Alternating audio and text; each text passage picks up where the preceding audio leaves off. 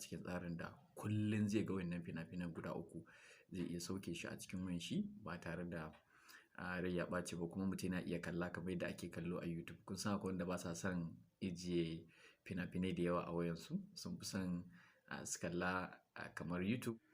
Assalamu alaikum masu kallon mu, barkanmu da wannan lokaci, barkanmu da sake kasancewa a daidai wannan lokaci.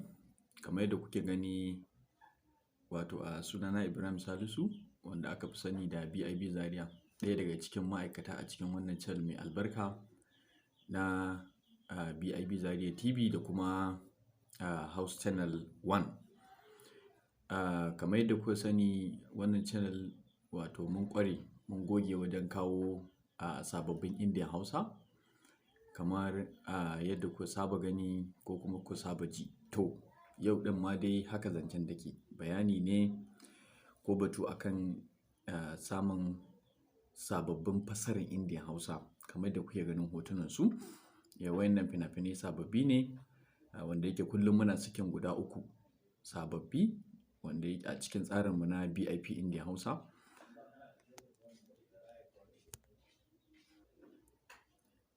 Kuna iya samun wayannan fina-finan a cikin tsarinmu na BIP kullum guda 3, wanda yake a wata mutum zai kalli fina-finai har guda 90 kenan zuwa 100, saboda wani zubin guda 3 muke tura, wani zubin kuma guda 4, ya danganta ne da sauransu.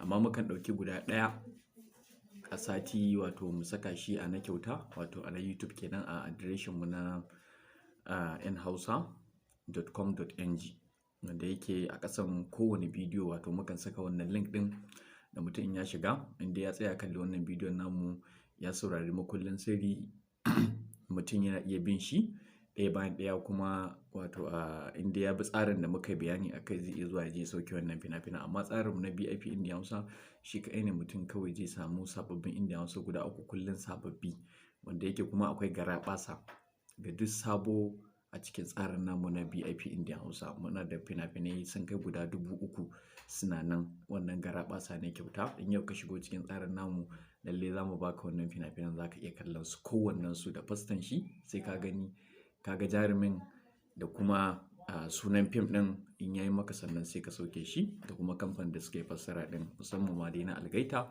Sultan da kuma Hussein da sauransu ko.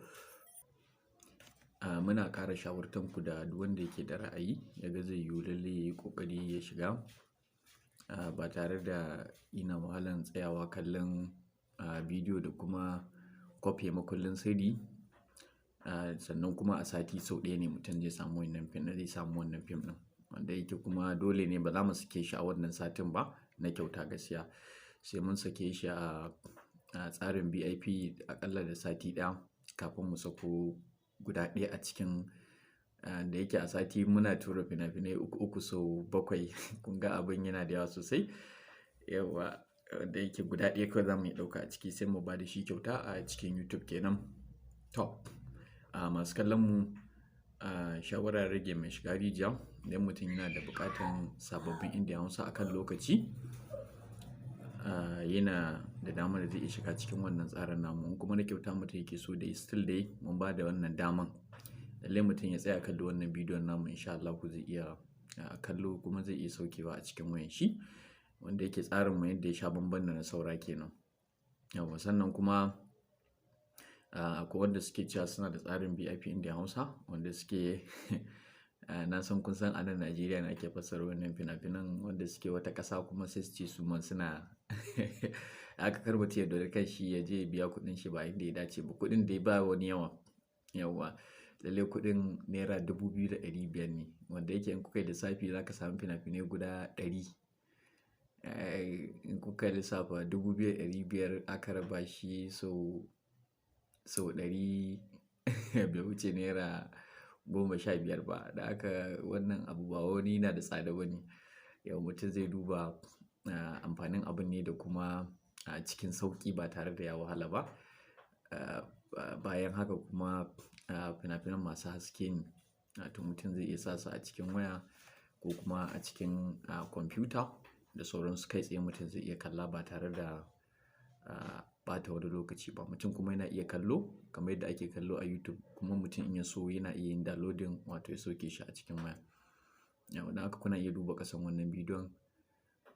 Mun sassaka lambobinmu da kuma lambobin wakilanmu musamman wanda suke Nijar da Algeria da sauran ƙasashe na nan Afirka. Sannan haka garaɓasa ko kuma daman har da wanda suke ƙasashen Turai.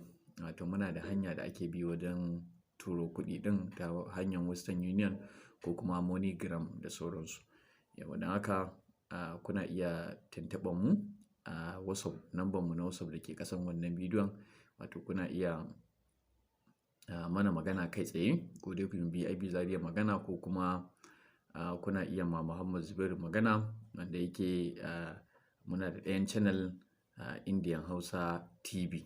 Sannan kuma still muna da ɗayan website wato Indian Hausa tv.com.ng, kamar yadda ɗayan website ɗin yake na nhausa.com.ng. Haka bibzariama.com.ng shi ma kuna iya samun wayannan fina-finai na kyauta kenan, a nan ne muke saka su. Amma na BIP sai mutum ya biya kuɗi sannan za mu saka shi a cikin tsarin da kullum zai ga wayannan fina-finan guda 3, zai iya sauke shi a cikin wayan shi ba tare da rai ya ɓaci ba, kuma mutum yana iya kalla kamar yadda ake kallo a YouTube. Kun san akwai wanda ba sa son ijiye fina-finai da yawa a wayansu, sun fi son su kalla kamar YouTube. In suka kalla fim ɗin sai su sauke shi, musamman wanda suke da network ko kuma rezo mai ƙarfi.